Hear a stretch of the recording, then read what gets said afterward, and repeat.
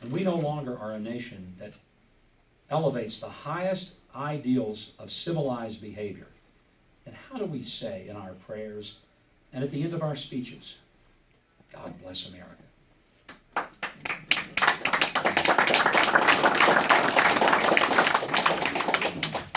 And if we take the lives of 4,000 unborn children a day, how do we present ourselves as civilized? 4,000 a day, 60 million since the year 1973. And folks, I think while, yes, I'd love to see us defund Planned Parenthood, that's too small a goal.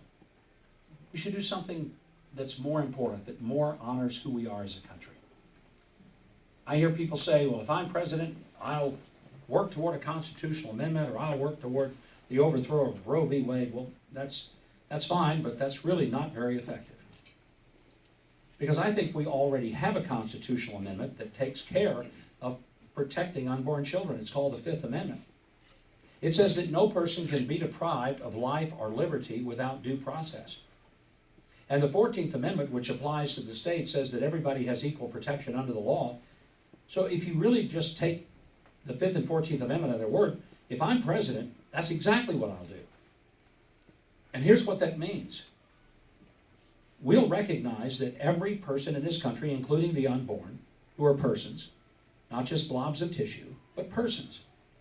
And they have a right to life and liberty that cannot and should not be taken away without due process and equal protection, which means essentially the abolition of abortion, not just the curtailment of it. Now, I recognize that would get me immediately sued, and I understand that and would welcome it, because then in court, instead of, as it has been for the past 43 years, we are having to fight to try to save unborn children. The left would have to prove that they had a right to kill unborn children. And the basic argument would be over whether or not that unborn child is a person or not. Because if it is, it has protection. If it isn't a person, there is no protection.